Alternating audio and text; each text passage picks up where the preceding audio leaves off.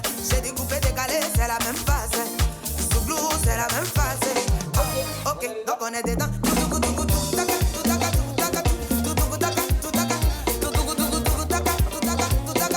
Oh, c'est la même phase.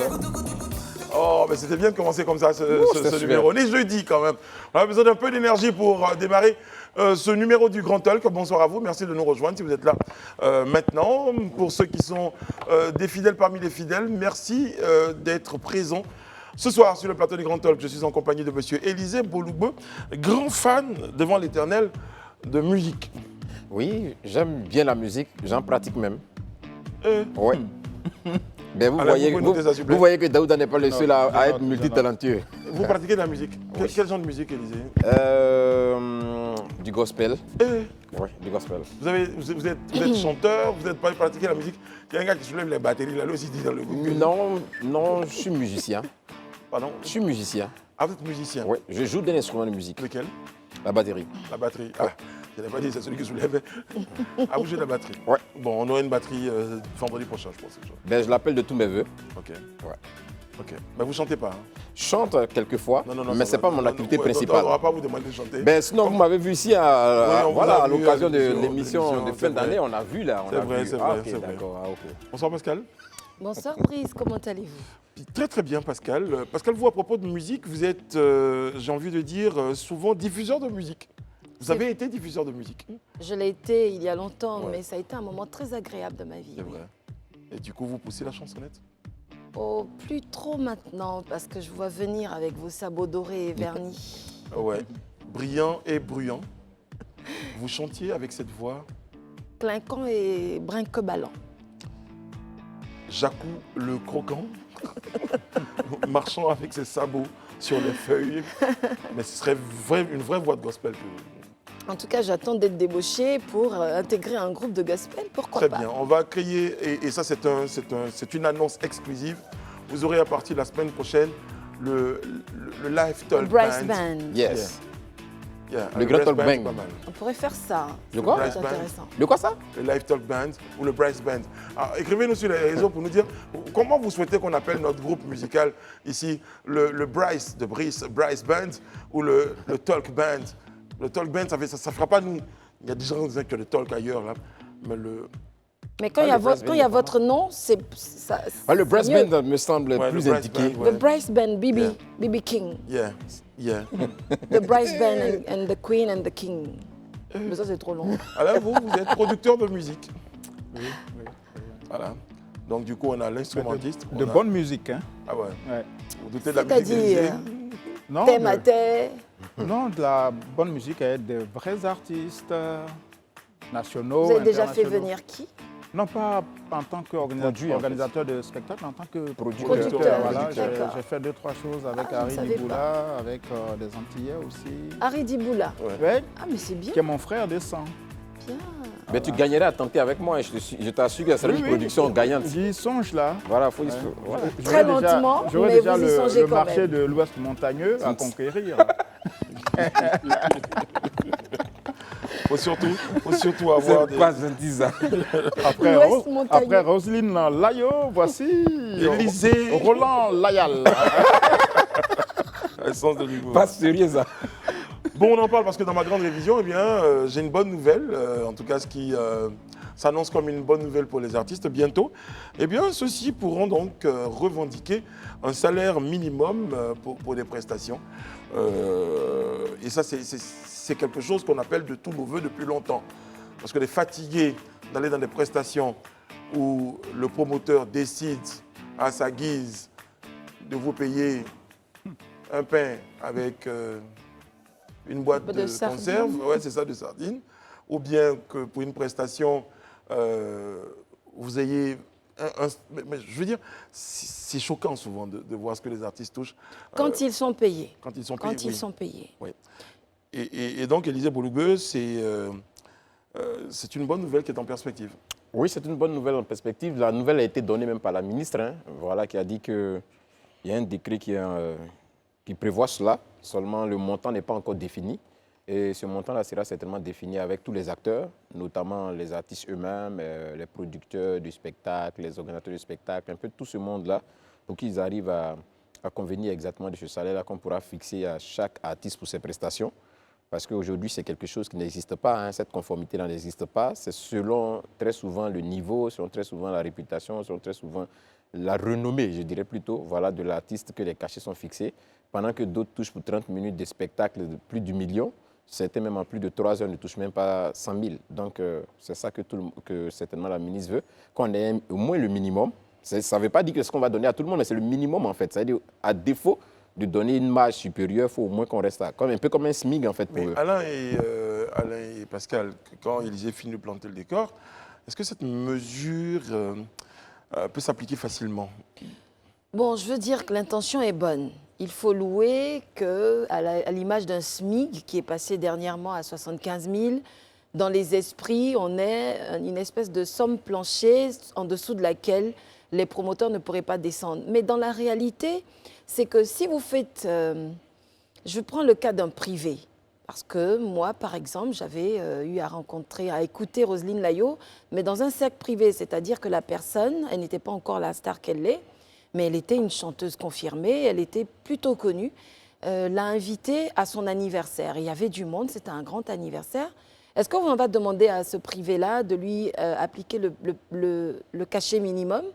Et si quelqu'un organise un concert dans une salle, est-ce qu'on a réfléchi à la capacité des salles en rapport avec ce montant plancher? Peut-être que la loi, ou en tout cas son application dans ces différents décrets va venir situer tout ceci, mais c'est vrai que ça va être difficile, mais on peut essayer. Ça commence déjà par l'identification des artistes. Pour dire aujourd'hui que DJ réfrigérateur qui est dans mon quartier, par exemple, pour ne pas le citer, qui est venu me voir hier pour me dire que lui, il fera mieux que DJ congélateur. J'ai dit, c'est quoi son nom? Il m'a dit, le DJ réfrigérateur.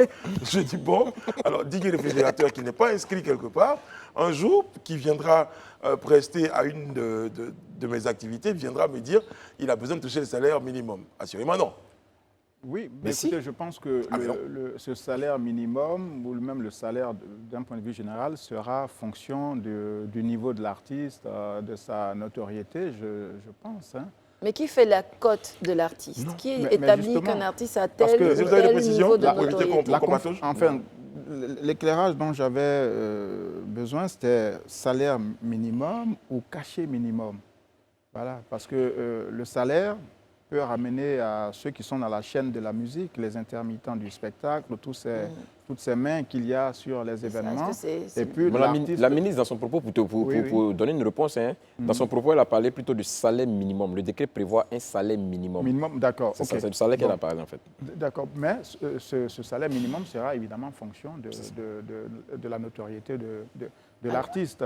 Alors à ce moment-là, c'est peut-être le dispositif qui permet au Burida tous les mois, je dis ça parce que je n'ai pas encore, de donner une espèce d'allocation aux artistes en relation avec ce que eux perçoivent de tous les contributeurs sur les droits d'auteur.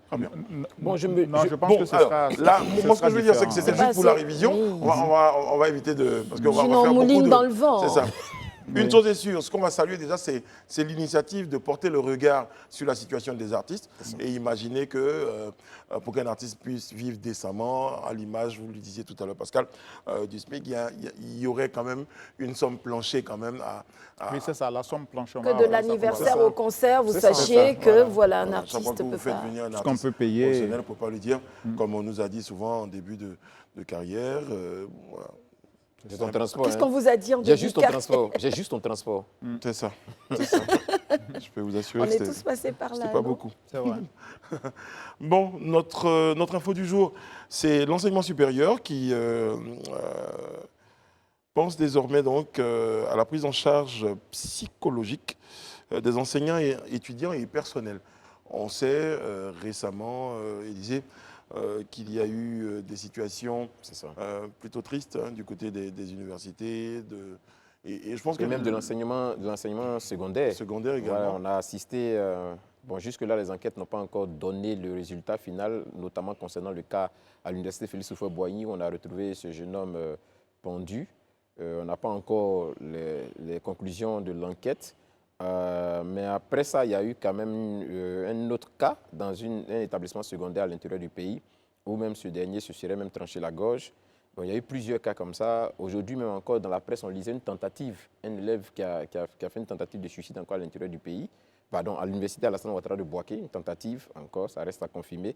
Mais c'est dit que ça devenait quand même un peu beaucoup. Et le gouvernement, bien évidemment, devant une telle situation, ce n'est pas juste de dire, bon, on a tenté de se suicider, on a tenté, mais je crois que ça nous interpelle tous. Donc, je crois que c'est ce qu'éventuellement les pouvoirs publics ont compris. Et ont décidé donc, ça relève du communiqué d'hier, hein, du Conseil des ministres d'hier. Le gouvernement a décidé d'apporter vraiment un appui psychologique, un soutien psychologique à tous ces acteurs-là, notamment aux enfants, au personnel éducatif, au personnel enseignant, pour qu'il y ait vraiment ce suivi psychologique-là, pour qu'on ne se retrouve pas dans ce genre de situation. Ça ne veut pas dire qu'on ne verra plus ces situations, mais tant que c'est possible d'entreprendre des initiatives, des actions qui permettent de le réduire au maximum, voire même l'annuler, je crois que c'est une très bonne chose et on salue le gouvernement pour une telle décision. Maintenant, comment ça va se faire? Parce que quand on voit un peu l'effectif du monde universitaire et même de tout le système éducatif, c'est quand même un effectif assez pléthorique. Comment cela sera organisé? On est intéressé de le savoir par la suite. Écoutez, je pense que c'était important de prendre en compte quand même ceux qui ont en eux cette souffrance psychologique. On sort quand même d'une période assez trouble, hein, avec le Covid, et puis le pays lui-même a connu une décennie quand même de tensions politico-sociales et militaires. Donc forcément, ça crée quand même des fragilités chez un certain nombre d'individus. Et puis le monde universitaire aussi, avec le stress que subissent les étudiants et les enseignants au quotidien, cela peut aussi déboucher sur des situations extrêmement difficiles. Et la part de l'État, c'est effectivement de prendre cela en charge parce que les problèmes psychiques ou psychologiques parfois ne sont pas toujours considérés avec l'attention que ceux-ci mériteraient. Moi, je pense qu'il est vraiment important pour éviter que des drames se reproduisent, en tout cas que l'assistance nécessaire soit apportée à ces personnes-là. Bien, Pascal.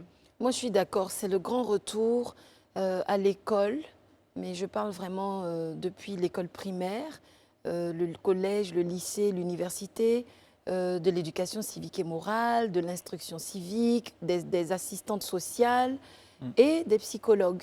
Donc, il faut remettre en place tout le système dans tous les paliers de l'enseignement supérieur et pas que demander. Il y a certaines entreprises, je crois que la loi le demande, à partir d'un certain niveau de salarié, il faut un psychologue, comme parfois on impose par exemple une infirmerie quand on atteint un certain palier. C'est normal. Il ne faut pas attendre les grands drames comme ça, enfin en tout cas les drames poignants, parce que grand drame c'est peut-être un peu fort si on s'en tient au nombre, mais enfin si on s'en tient à la nature du drame, c'est traumatisant. Oui, pour moi c'est le début de la prise nouvelle de conscience qu'il faut vraiment des cellules d'écoute dans nos universités pour que drame ou pas, eh bien, il faut que ces personnes-là, par exemple l'étudiant qui a appris le décès de son père, déjà dans la façon de donner les nouvelles aux gens, ceux qui envoient les mauvaises nouvelles par téléphone, et puis les réseaux sociaux par les réseaux sociaux, il faut faire attention à ça. Justement, le gouvernement est en train de se pencher sur la question de tout l'environnement, des réseaux sociaux et puis des blogueurs, des influenceurs, mais de toute la population, de tous ceux qui transfèrent et qui transmettent. Donc pour recentrer, oui, c'est une bonne chose qu'on puisse aller avoir une cellule d'écoute quand on est étudiant, qu'on est un petit peu en détresse, qu'il y a un bureau sur le campus où on peut aller parler de ces problèmes à un professionnel. Et je pense que c'est aussi une note d'espoir pour les étudiants en psychologie et d'autres. Oui, ça fait des débouchés. Parce que notre invité d'avant-hier nous indiquait qu'on avait en moyenne un psy pour 600 000 personnes. 650 000, ouais, c'est ça. Voilà, 650 000 personnes. Donc le ratio est quand même très très bas quand des normes internationales demandent quasiment 1 pour 1000 ou 5000, etc. Il faut surtout avoir l'habitude, qu'on commence à inculquer dans les habitudes. Oui, d'aller consulter. Exactement. Exactement. Donc je pense que c'est une bonne initiative. Donc on va regarder comment tout ça se met en place. Mais déjà, salut l'action du gouvernement donc, qui n'est pas resté insensible à ces situations, à ces drames dont parlait Pascal là, et tout de suite après une décision pour apporter son soutien et éviter justement qu'on soit confronté à ces situations. Malheureusement, c'est potentiellement possible d'être confronté à ces situations-là, mais déjà, tant qu'on peut éviter... Tant qu'on peut parer aux éventualités, on le fait dans les cas de figure qui se présentent. Très bien. On parle de sécurité routière pour notre prochaine info. Eh bien, ça concerne donc le permis à points. Ce sont des transporteurs, j'insiste, qui demandent le report donc, de l'entrée en vigueur du permis à points. Précisément, les membres de la Maison des transporteurs de Côte d'Ivoire, qui ont organisé donc une assemblée générale au cours de laquelle ils se sont dit, en tout cas, ils se sont prononcés sur la réforme du permis à points. C'était le samedi dernier. Selon son président, M. Mamadou Soumaoro, il faut laisser le temps aux transporteurs de maîtriser tous les contours de cette réforme.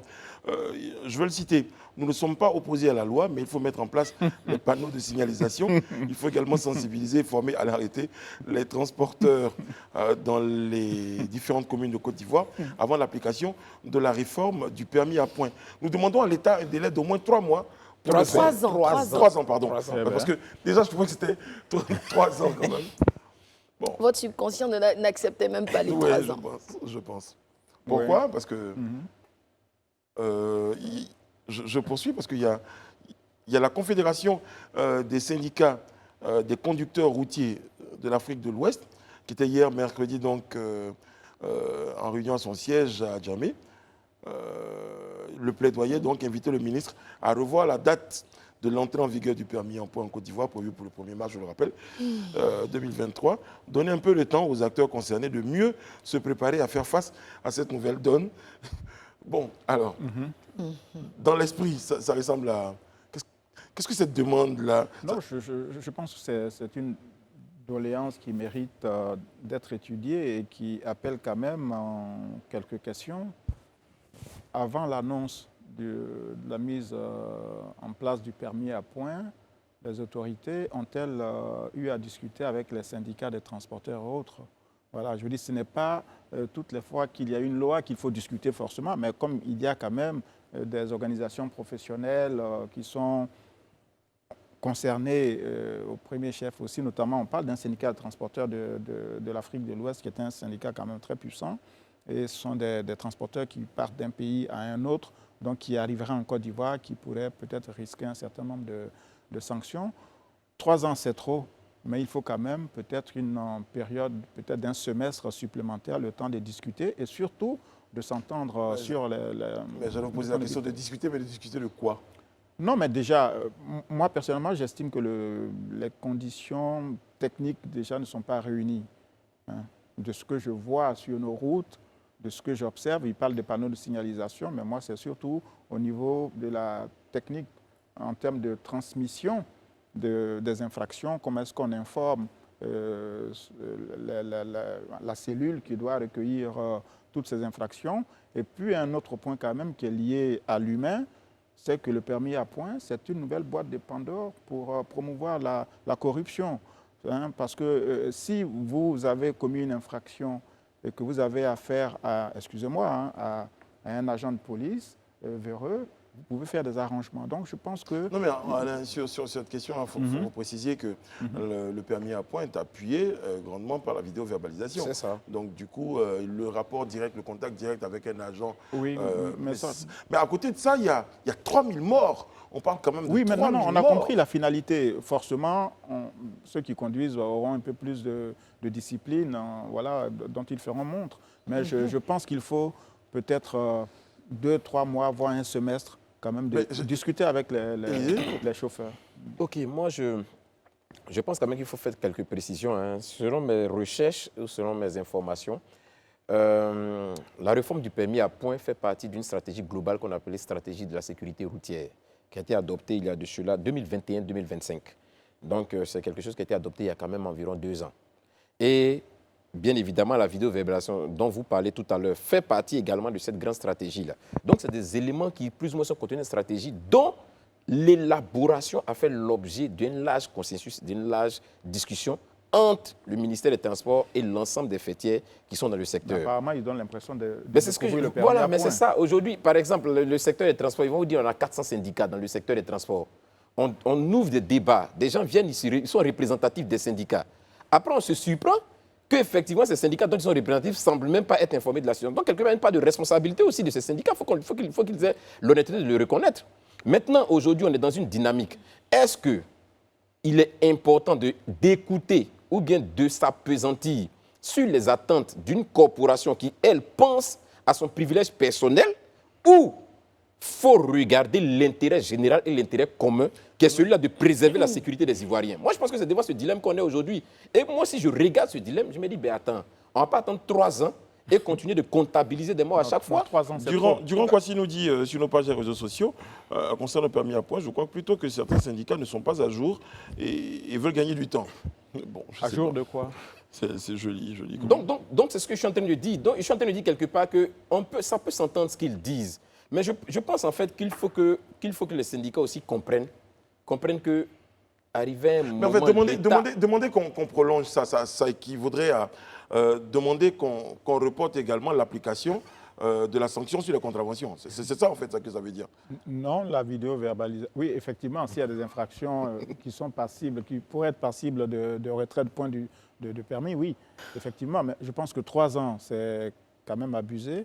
Mais un trimestre, un semestre, je pense peut-être le temps de renouveler les discussions avec Et comment on se sentirait syndicats sur ce plateau-là enfin, comment on se sentirait après avoir demandé 3 mois, 4 mois, et que malheureusement, il y en a eu encore récemment. Oui, accident sur la route d'Ivo-Lakota, oui. On n'aurait pas un peu l'impression d'avoir mis de côté un dispositif qui aurait pu justement, je veux dire que malheureusement les circonstances ou les contextes actuels n'est pas l'avantage des transporteurs. Là, je suis désolé. Malheureusement pour eux, peut-être que si on était dans une situation, dans un contexte où on n'avait pas cette cascade d'accidents et des conducteurs, voilà, c'est pas dans cette série dans cette cascade de décès et d'accidents, peut-être qu'on aurait pu entendre ce qu'ils disent. Mais aujourd'hui, je crois que même rien qu'à regarder, comme vous le dites tout à l'heure, les réseaux sociaux, vous voyez que la majorité des Ivoiriens sont même dans leur entendement, ils veulent même qu'on mette le permis à point. Parce que quand on regarde un peu, quand on voit comment les gens circulent, surtout notamment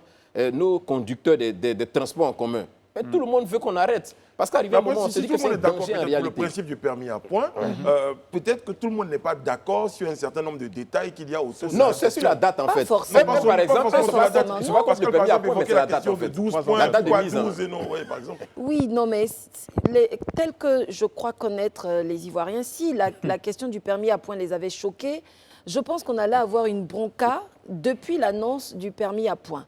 Et depuis que cette annonce a été faite, si vous avez remarqué, le pouls sur les réseaux sociaux, le pouls dans la vie tous les jours, même si je ne peux pas prétendre qu'on peut prendre le pouls de toute une nation en instantané, on est plutôt dans l'acceptation de ce principe. Ouais, mais l'indifférence, peut-être, non? Mais qui ne dit mais mot je pense que consent. tout le monde est d'accord. Dans toute la grande majorité, je pense quand même ça. On a quand même vécu, comme le disait Élisée, des séries d'accidents, mais dont la moitié, sinon peut-être même la totalité, aurait pu être évitée, qui sont souvent dus à des facteurs humains et qui sont souvent évitables. Donc, je pense qu'en général, les gens sont d'accord. Là, c'est une corporation, et comme le disait Élisée, qui pense très précisément, si on retire le permis à point à tous mes chauffeurs, toutes mes voitures vont être stationnées. Elle ne pense pas comment je fais pour faire en sorte d'être prête. Mais oui, d'une part, elle a raison de penser à ses intérêts, mais face à l'intérêt général, l'intérêt personnel se dissout. Néanmoins, je pense qu'il y a un effort aussi à faire au niveau de la signalisation horizontale comme verticale, et j'ai cru voir passer des mesures gouvernementales sur le renforcement de cette signalisation. Il faut aujourd'hui qu'on sache qui est en charge de faire le tracé, le marquage routier. Il faut aujourd'hui... Mais sinon, j'évoque un autre point. On parlait de vidéo-verbalisation, parce que c'est le mot que je vous ai donné tout à l'heure, Alain, pour contredire un peu une idée que vous aviez. Sauf que, dans ma propre tête, je viens de me rendre compte que les éléments de vidéo-verbalisation sont en test à Abidjan, dans le Grand Abidjan. Mais évidemment, et non à l'intérieur du comment pays. Ils font là-bas? Ben voilà. Donc, pour dire, c'est un peu comme la CMU. Pour dire, bon, on sort la CMU alors que de l'autre côté, non. c'est les voici qui sont pas prêts. Bon, je pense que les syndicats n'ont pas été assez vicieux parce qu'ils auraient pu dire, bon, comme la vidéo signalisation n'est pas encore globalisée sur le plan national, attendons que ce soit fait avant de mettre en place le permis à point, de sorte que tout le monde soit logé à la même enseigne. Parce que si vous commettez des infractions, et on l'a vu, l'accident qui a eu lieu il y a 2-3 jours sur l'axe Divo, c'est Lakota Divo, oui. Voilà, Lakota Divo, il n'y avait pas de caméra de surveillance là-bas. Donc, je veux dire, à un moment donné, c'est bien. Moi, je pense que c'est une bonne idée parce qu'à un moment, il faut mettre fin quand même à cette hécatombe sur les routes. C'est ça. Mais soyons certains que le dispositif permet d'être efficace. Pour ne pas que des effets d'annonce, en tout cas que des annonces ne ressemblent qu'en fait qu'à des coups de communication. Mais après, il y a, Pascal, je ne sais pas, et Alain, je parlais. Est-ce qu'on n'est pas en train de sortir de cette mesure de permis à point en France d'ailleurs, par exemple, ou dans d'autres pays? Parce que ça ne résout pas le problème. De toute façon, si je perds tous mes points, mais que je décide de conduire, par un heureux hasard, je peux conduire 1 année, 2 années, et si j'ai un coup de bol, je peux même conduire, excusez-moi du peu, le reste de la vie. Le reste de ma vie sans être contrôlé, ça peut arriver. Alors est-ce que le retrait des points résout le problème de la saisie du volant par un automobiliste qui n'y est plus habilité, soit parce qu'il n'a plus de points sur son permis, soit parce qu'il est sous l'effet de l'alcool ou de la drogue, etc., etc. Ça résout peut-être une partie du problème. Mais je suis à moitié d'accord avec vous. Aucun territoire n'est totalement sous vidéo. C'est vrai. Il y a bien des endroits dans les pays les plus développés où la vidéo n'est pas des zones blanches. Donc, alors, je fais il faut y aller. Moi, je pense qu'il faut y aller. Question directe. Pensez-vous qu'à la date du 1er mars, nous soyons prêts à pouvoir recevoir, accepter et trouver en exécution la mesure concernant le permis à point? Non, mais si l'État veut le faire, il le fera, puisqu'il y a déjà le système de vidéo-verbalisation fonctionne sur Abidjan. Certainement que sur Abidjan, oui, ce système de retrait de points sur les permis fonctionnera. Mais je pense qu'il faut peut-être se mettre d'accord. En même temps, ce n'est pas un système de retrait de points. C'est un système, bon, déjà dans un premier temps, pour dire que désormais, nous aurons des permis à points. Ça ne vient pas tout de suite. J'ai simplifié en fait le propos pour dire. Mais vous l'avez présenté comme étant. Enfin, que le permis à points, disons le permis à points, puisse rentrer en vigueur le 1er mars. Bon, oui, c'est possible, mais bon. Peut-être que c'est un peu trop tôt, mais. Voilà, avec quel résultat? Moi, je pense que. Non, bon, moi, répondre à cette question me ramène un peu à la vidéo-verbalisation. Je me rappelle quand on lançait la vidéo-verbalisation, effectivement, les mêmes complaintes avaient été posées. Les syndicats, encore à cette période-là, s'étaient levés pour demander qu'on reporte la vidéo-verbalisation. Je me rappelle très bien qu'on reporte en tout cas le délai de la vidéo-verbalisation. Et cette fois-ci, même, ils avaient été entendus parce que la première date fixée a été reportée. On a considéré que c'était une étape pilote et on a toléré jusqu'à ce qu'on arrive à une date butoir qui est rentrée en vigueur à partir de septembre 2021. Mais quand tu regardes de bout en bout, tu vois que ça devient comme une stratégie finalement. Chaque fois, demander qu'on reporte et puis pour se glisser entre les mailles. Maintenant, quant à la question de savoir si ça va rentrer en vigueur ou pas, moi, ce matin, par exemple, quand je me lève, je regarde sur mon téléphone, je reçois un message de la CGI, le Centre de gestion intégrée concernant le permis de conduire. Et on me dit, monsieur, vous venez d'être crédité de 12 points.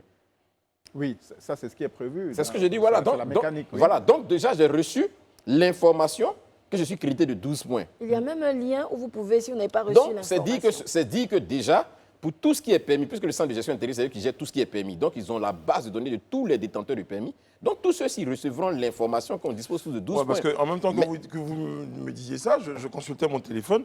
Moi, je n'ai pas reçu le message. Oui, mais ça... Très bien. Mais vous n'êtes pas concerné par le permis à point. Non. Vous pouvez donc continuer de rouler à tombeau ouvert. Non, je pense quand même que pour tous les détenteurs de permis de conduire en Côte d'Ivoire, quand même, en une journée, ce n'est pas évident que tout le monde ait les messages. Ça va certainement suivre. Mais ça a commencé avant. Moi, c'est aujourd'hui que j'ai reçu. Mais c'est dit quoi? C'est dit que, moi, je pense que autant commencer, et je regarde vraiment le gouvernement, et je dis au gouvernement qu'il faut qu'on commence. Nous, on les regarde, les autres Ivoiriens les regardent, ceux qui sont d'accord pour les permis à point, et ils ont pris l'engagement sans avoir un pistolet sous la tempe. Donc maintenant, la responsabilité leur revient de faire en sorte que ce soit effectif le 1er mars, et qu'éventuellement, leurs engagements, leur niveau qui doivent être pris pour que cela soit effectif, que ces engagements soient pris. Donc on les regarde tous, et c'est intéressant que cela soit fait. Tout à l'heure, Pascal disait qu'on ne les a pas entendus, mais sans doute qu'ils ont déjà trouvé l'antidote en fait au permis. Donc, comme on dit, c'est sur le terrain qu'on verra. Non, mais parce qu'en même temps, il faut signaler qu'il y a près de 400 syndicats de transporteurs, donc il y en a 2 sur 400 peut-être qui s'expriment. Mais c'est peut-être le plus important aussi. Soumaoro, on l'a déjà reçu sur ce plateau, je pense. C'est le plus important, là. Enfin, l'un des plus importants. Bon, après, c'est relatif. Je vais lire quelques... Oui, parce que je ne sais pas. Voilà les autres. J'ai pas les données, donc je peux pas augurer ou pas de l'importance du syndicat. Mohamed Traoré nous dit qu'on ne peut pas faire des omelettes sans casser les œufs. Le même, enfin c'est plutôt un autre Mohamed, celui-là Bamba, nous dit c'est le mode de sanction qui change. Les règles, le code de conduite n'ont pas changé. Je suis d'avis avec lui. Il a effectivement raison.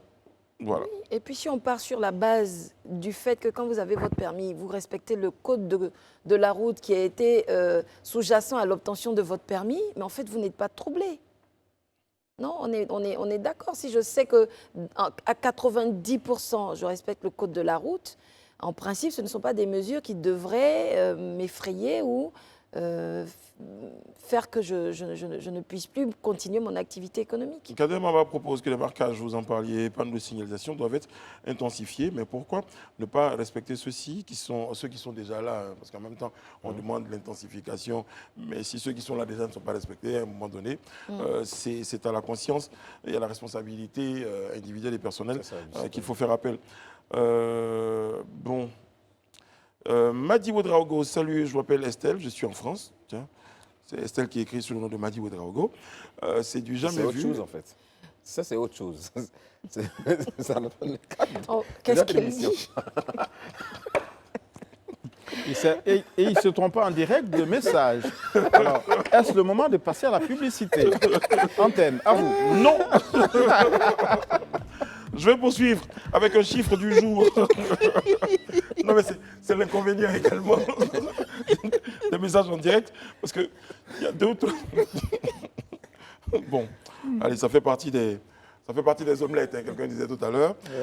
Des œufs, donc... On ne peut pas les faire sans casser des œufs. Ben, c'est clair. Mais attention aux œufs pourris aussi. Hein. 72 000 ménages bientôt connectés au réseau électrique national. C'est plutôt une bonne nouvelle, ça, Élisée. Oui, c'est une bonne nouvelle. L'information a été donnée hier à l'issue du Conseil des ministres par le porte-parole du gouvernement. Et ceci rentre dans le cadre du programme Électricité pour tous, EPT, Électricité pour tous, qui est un programme qui a été lancé il y a de cela quelques années et qui consiste en tout cas à électrifier notamment les zones rurales, les zones qui sont plus ou moins éloignées des cités.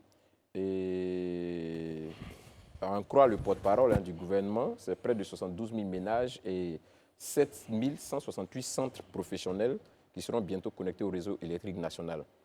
Quand on voit tout l'effort qui a été fait depuis 2000, disons la fin de la crise post-électorale jusqu'à aujourd'hui, pour électrifier plusieurs zones en Côte d'Ivoire et qu'on soit aujourd'hui encore à électrifier 72 000 ménages, on comprend donc comment est-ce que c'était une situation vraiment, vraiment délicate, comment on était dans une situation difficile. Mais déjà, c'est de saluer cette initiative-là et puis faire en sorte, et moi je pense que c'est le chef de l'État lui-même qui le disait, il disait que son objectif, en tout cas d'ici 2025, c'est de faire en sorte que la quasi-totalité des lieux d'habitation, ou même de moins de 500 personnes, soient électrifiés. De moins 500 personnes soient totalement électrifiées. Donc, c'est dit que la quasi-totalité des villages, parce que nous, dans nos villages, on a déjà plus de 500 âmes qui y vivent. Donc, c'est de faire en sorte que la plupart de tous nos villages et nos villes soient électrifiées. C'est une bonne politique. Très bien. Je vais revenir quand même au message, hein, parce que j'en avais deux ou trois. Je lis le message d'Idriss Koné.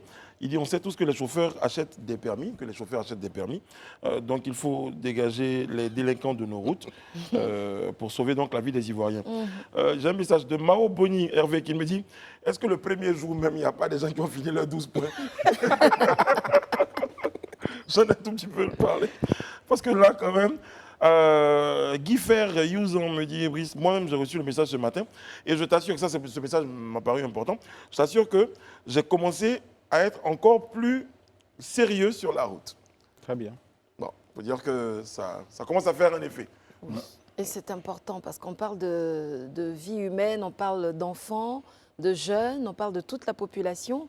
Et il faut faire un effort pour respecter le code de la route parce que ça nous concerne tous. Vous savez, quand il y a un drame et qu'on se passe les photos, les vidéos comme ça déshumanise un peu. Vous ne vous en rendez pas compte tant que ça ne vous touche pas.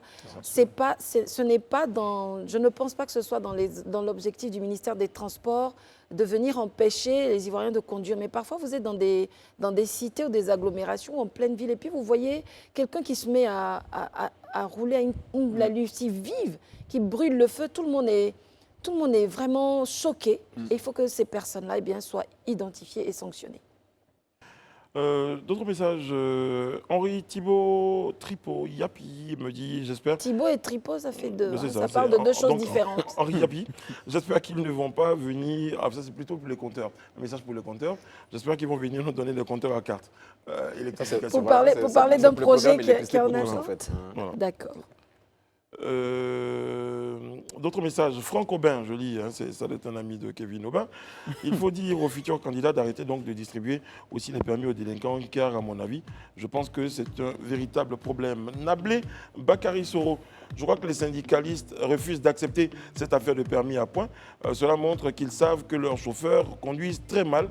Sinon, déjà un individu qui fait du bien dans sa formation devrait accepter Ne pas être trop inquiété. Voilà. Bon. Ok.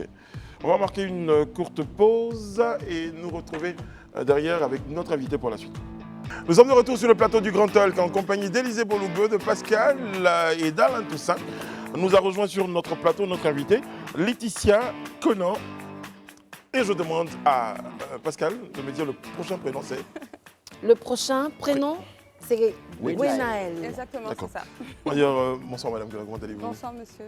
On est très heureux de vous avoir sur notre plateau. Merci. Et ça n'a absolument rien à voir avec l'entretien, mais je trouve que vous êtes superment habillée. Merci. Très très belle la tenue. Merci. Je suis habillée par la créatrice de chez Yaleri. Ah oui, d'accord. Ok, voilà. Yaleri. Yaleri, c'est ça, de Passy Koné, Cadio Morocco. Non, il faut valoriser les champions nationaux, nos créateurs. Oui, donc du coup, c'est un peu normal. Voilà. Merci. Ah bah, Élisée, vous avez la réponse à ce que vous avez à vous. C'est ça. Merci madame. Vous ne me demandez pas qui m'habille, moi, non? Ah si, j'aime bien votre tenue. Je peux parler de... Ils ont commencé à parler chiffon. Il s'appelle Kwam quelque chose. Eliquam. Eliquam. Voilà. Oui, talentueux. Vous savez pourquoi je n'ai pas vous poser la question? Parce que vous n'aviez pas le nom et le prénom. Donc j'ai dit le temps que ça Eliquam. se mette en ordre. Oui, que j'adore d'ailleurs. Il est sympa et magnifique, Elie, donc on lui fait un coucou. Madame Laetitia Conan, vous êtes directrice de la lutte contre la corruption. Exactement. Et ça, c'est du ministère de la promotion donc, de la bonne gouvernance et de la lutte contre la corruption. Eh bien, on commence avec une bonne nouvelle. La Côte d'Ivoire a progressé. Donc, on a eu 6 points. 6 points. Si. Comment on arrive à gagner ça? Par le travail, Ouais. par la volonté politique aussi. Parce que le président de la République, en fait, a fait de la lutte contre la corruption une priorité. Et c'est très important, effectivement, de lutter contre la corruption. Ce qui fait qu'il y a la création du ministère de la bonne gouvernance et de la lutte contre la corruption depuis l'année 2021. Et à travers en fait, le ministère, on a fait des actions, on a mis en place des dispositifs qui permettent en fait déjà de sensibiliser la population. Parce que pour combattre la corruption, il faut sensibiliser. Il faut faire comprendre aux gens qu'est-ce que c'est la corruption, les méfaits de la corruption et les conséquences qu'il y a sur le pays en fait, au quotidien. Et on a eu à faire, effectivement, on continue de le faire, en fait, des actions de sensibilisation. On a eu l'année dernière, par exemple, des rencontres anticorruption où on est parti à Yamoussoukro avec le ministre, à San Pedro, pour aller vers les populations, pour leur faire comprendre, effectivement, qu'est-ce que c'est et ce que fait le ministère. Parce qu'on ne nous connaît pas beaucoup. On va dire les derniers au niveau au ministère d'être créé. On est là depuis 2 ans. On a beaucoup de choses à faire. Combattre la corruption, c'est énormément de travail. On attend des résultats imminents, mais c'est comme une course de fond, en fait. Il y a beaucoup de choses à faire. On travaille sur le plan national de formation qui nous permettra de pouvoir former tout le monde, former le secteur public, former le secteur privé et la société civile sur les méfaits de la corruption. On a commencé l'année dernière avec des activités, on appelle ça des ateliers de co-création. Ces ateliers, en fait, permettent de rencontrer différentes catégories de la population, que ce soit le secteur public, privé, les religieux, les chefs traditionnels, et demander, en fait, leur ressenti, prendre leur ressenti pour demander qu'est-ce qu'ils ressentent des méfaits de la corruption, prendre leurs idées et faire un plan. Et on a pris, effectivement, ces idées-là. On a fait 9 ateliers de co-création. Et à partir de là, effectivement, on a commencé la phase pilote de formation. On a formé les gendarmes, on a formé les dirigeants de sociétés privées Et cette année, on va le faire sur la société civile, on va le faire sur les dirigeants du secteur public, en fait, pour les sensibiliser et pour leur apprendre en fait des choses. D'accord, là on voit que vraiment vous êtes à fond dans la formation. Mais quand on finit de former, il faut maintenant qu'on passe à la phase d'action. Oui. Parce que pour moi, c'est ce qui est le plus important. On sait que le 31 décembre 2021, le chef de l'État, dans son discours, disait qu'il avait 3 priorités pour l'année 2022. Exactement. Et les 3 priorités, la lutte contre la corruption et la bonne gouvernance, étaient en bonne position. Exactement. Aujourd'hui, au terme de cette 2022, quel bilan on peut faire, puisque c'était l'un des piliers sur lesquels le gouvernement devait marcher durant l'année 2022. Quel bilan on peut faire aujourd'hui sur la lutte 21. Oui. Non, 2022. Ouais. Aussi, ok, c'est ce que je vous dis justement. On veut combattre la corruption. Si vous ne formez pas les personnes, si vous ne les sensibilisez pas, vous ne pouvez pas travailler. Parce qu'il y a des personnes qui ne savent même pas que recevoir, c'est de la corruption, qui ne savent même pas ce que ça représente. Exactement, parce que c'est devenu tellement dans nos habitudes qu'on ne se rend pas compte qu'au quotidien, on fait de la corruption. C'est comme si moi, j'ai envie d'avoir un extrait de naissance. Et on me dit, bon, c'est demain. Parce que je n'ai pas envie d'attendre demain, je vais dire, bon, ok, d'accord, je vais glisser un billet pour avoir en fait l'extrait de naissance. Mais en fait, on fait de la corruption. Au quotidien, que ce soit tous les Ivoiriens, on ne se rend pas compte, mais on pratique la corruption. Et ça a un impact. Par exemple, quand je prends un exemple, vous avez passé une soirée un peu arrosée, vous vous arrêtez, le policier vous arrête et puis vous lui donnez un billet. Mais vous, en partant, je touche du bois, vous pouvez faire un accident. Vous pouvez endeuiller des familles, donc du coup, on ne se rend pas compte. Il y a plein de choses qu'on fait au quotidien qu'on ne se rend pas compte, en fait. Et nous-mêmes, en tant que population, on participe à tout ça. Oui, excusez-moi de vous relancer. Quand je veux revenir en fait, sur les actions concrètes, c'est vrai, la formation, je l'entends. Oui. Mais par exemple, il y a des initiatives que moi, je sais qui ont été lancées en 2022 Oui. dans le cadre de la lutte contre la corruption. C'est par exemple l'instauration ou la mise en œuvre de Spacia. Oui, exactement, j'allais y venir en fait. Puisqu'on sensibilise. Et la sensibilisation, du coup, Spacia fait partie de la sensibilisation. Je vais vous expliquer un petit secret, madame. Sur ce plateau, il y a quelques semaines, Élisée Bologbé, dans sa rubrique La vie de la nation, a fait tout un chapelet concernant Spacia. Donc, il connaît bien le sujet. Il cherchait une occasion de placer ça. Voilà. Il a bien raison, je suis d'accord. En fait, il faut qu'on... Lui qui parlait de placement de produits. On doit être les VRP de Spacia. Spacia, en fait, c'est une plateforme citoyenne, en fait, pour lutter contre la corruption, puisqu'on a adhéré à la Convention des Nations Unies, et elle nous demande, en fait, de faire participer la population. Donc, du coup, Spacia est une action citoyenne. En tant que moi, citoyen, je suis en situation de corruption, où je vois qu'il y a une situation qui est en train d'arriver. Je vais sur Spacia, je fais la dénonciation. Sur Spacia, on peut le faire soit par le téléphone, ou soit sur la plateforme. On peut le faire aussi de manière anonyme. Donc, du coup, l'anonymat, en fait, permet effectivement aux personnes d'être à l'aise, en fait, pour faire la dénonciation. Et on va plus loin, on est en train de travailler sur la loi de la protection des lanceurs d'alerte. La lanceur d'alerte, c'est la personne qui va être en face d'une situation de corruption et va remonter l'information. Donc, du coup, on se doit de protéger cette personne. On y travaille, voilà. Alors, écoutez, félicitations pour les points gagnés par la Côte d'Ivoire, parce que la corruption est un mal qu'il faut combattre avec vigueur. Oui, et malheureusement, cela impacte de la plus mauvaise des façons notre société. Alors, quand je lis vos documents sur votre site internet, on a l'impression que vous vous attaquez à la petite corruption du quotidien. Pardonnez le mot petit, mais qu'en est-il des gros bonnets? Parce que dans les bureaux feutrés, dans des palais, là où se prennent des grandes décisions qui concernent nos pays d'Afrique. J'élargis un peu pour ne pas qu'on pense que je fais focus sur un pays en particulier. Il y a quand même des actes de corruption. Donc, qu'est-ce que vous faites? Est-ce que dans les rapports que vous produisez, vous tenez compte de ce que j'appelle cette délinquance en col blanc, quand même, qui porte le coup de poignard au quotidien au développement du pays? Mais on y travaille justement. De quelle façon? Parce que, il faut que je remette comme on dit, l'église au centre du village. Nous, le ministère, en fait, on a une fonction de sensibilisation. On n'a pas une action de police judiciaire. Effectivement, à Espacia, par exemple, quand on est en cas de corruption, on fait remonter le dossier aux autorités compétentes.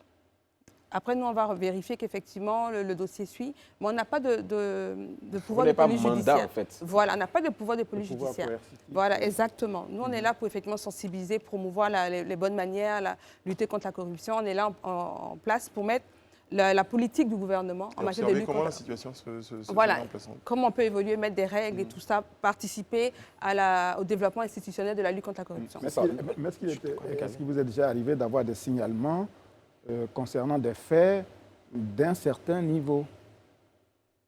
Oui, aussi spatial, en fait, il y a de tout, puisqu'on a eu, comme vous le Est-ce disiez... que vous avez eu des signalements? Il y a eu des signalements, oui, effectivement, on y des travaille. hautes personnalités? On a eu des signalements chez Spatial et... Et qu'est-ce que vous avez fait? Remonter l'information, à qui de droit? À qui de droit, effectivement, au ministère ou à l'institution compétente. Très bien. Mais nous, on n'a pas comme je dis, on n'a pas de police d'OPJ.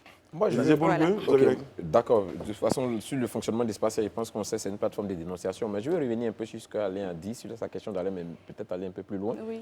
Sur le fait de, c'est vrai, vous n'avez pas de pouvoir de coercition ou bien de pouvoir de répression, vous avez juste des pouvoirs de proposition ou de sensibilisation.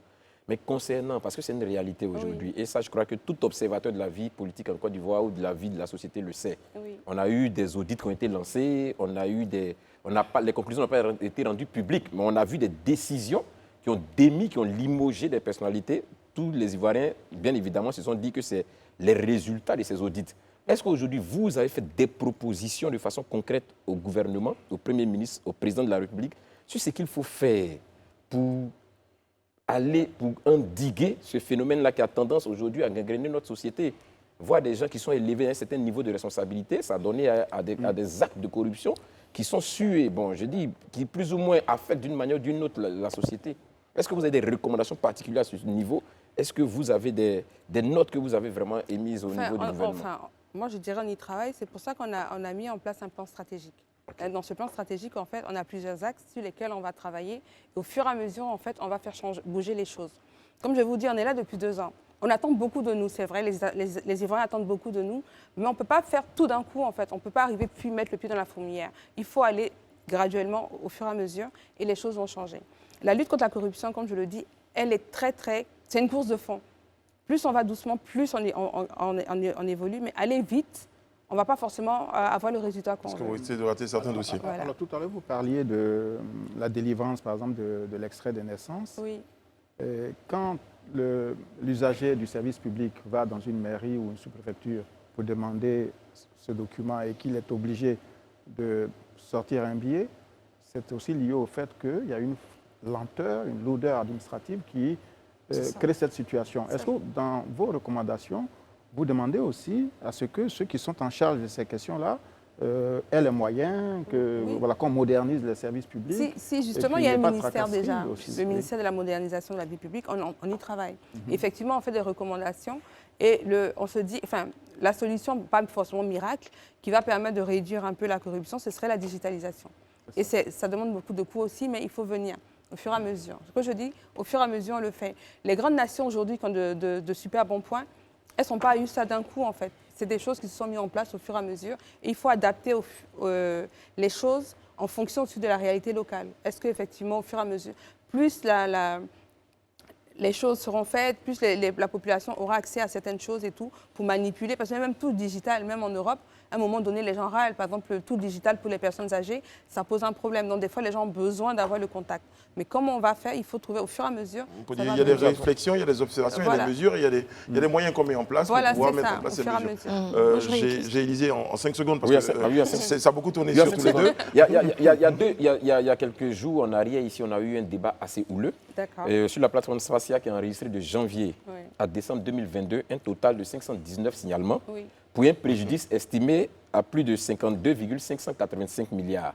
Et le débat était sur le préjudice. Sur des faits vous avez dit préjudice estimé. Est-ce que vous avez vérifié, c'est des faits tangibles qui ont permis de donner ces montants ou c'est juste parce que Élysée dénonce, il dit non, Brice a détourné 10 millions, vous notez 10 millions, et vous arrivez finalement... Ah ben non, il n'a pas encore fait ça. Oui, effectivement, ce n'est pas approximatif, c'est par rapport au dossier, par rapport à l'analyse des dossiers que le chiffre est sorti. Mais les faits, maintenant, après, donc les faits étaient avérés en fait. Après, comme je vous dis, nous, on a le dossier, on va le remonter. Après, pour venir vraiment vous dire effectivement tant, il faut d'abord que la justice passe Donc, on ne peut pas venir faire forcément du sensationnel pour dire, oui, effectivement, tant. Non, Mais le montant estimé, effectivement, il est oui, réel. oui, non, mais il y a deux infos. Oui.